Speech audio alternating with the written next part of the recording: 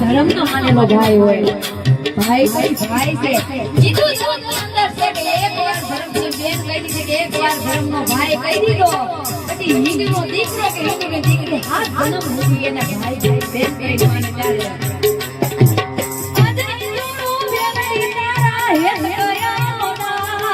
મીઠડો મારો મેલડી મારો કેમ ઓય ઓય મોરલા બોલે બેનનો હિંદો બોલે ઓય ઓય મોરલા બોલે બેનનો હિંદો બોલે આ બેનડી કે કોણ ગુલાબ પડી એ ભલા બેનડી કે કોણ ગુલાબ પડી ભાઈ બેનડી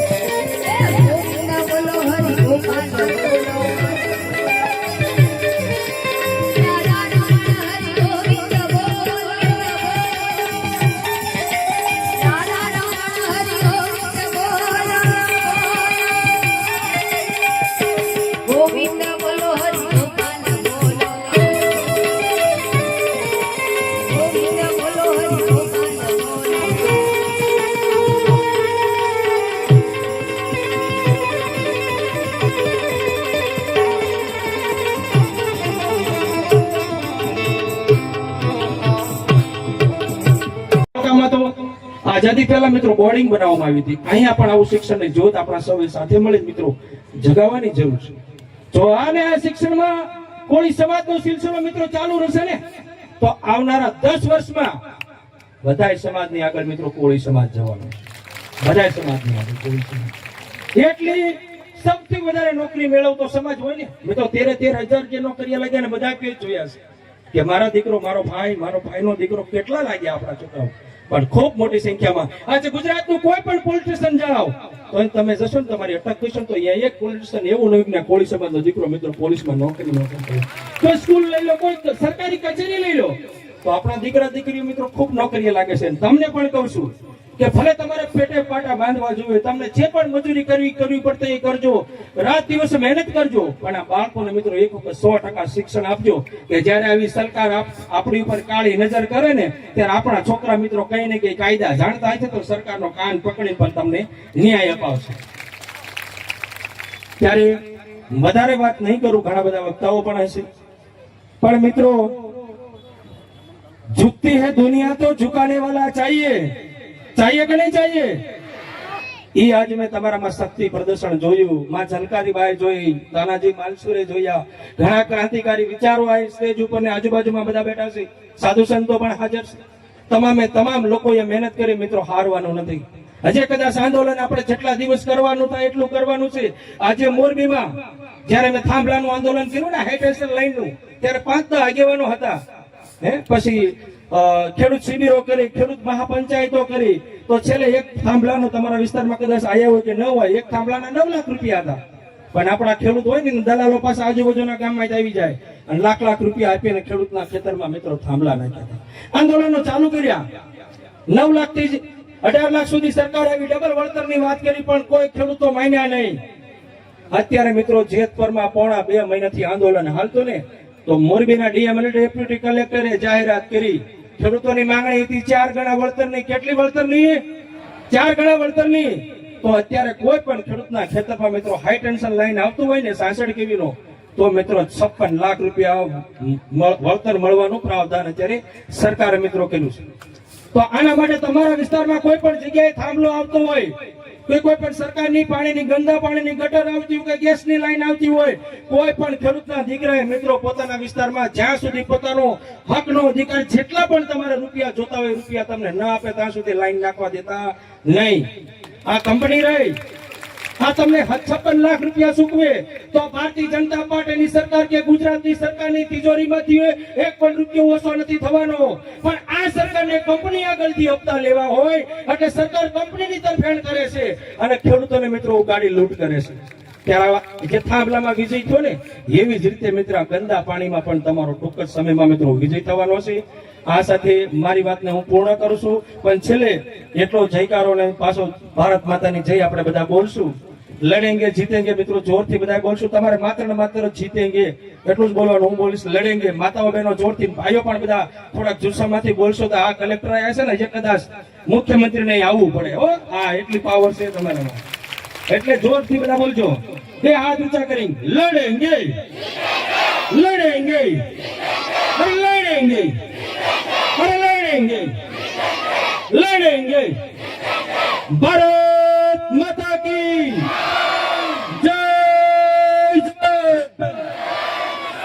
जय जवान, भारत माता की.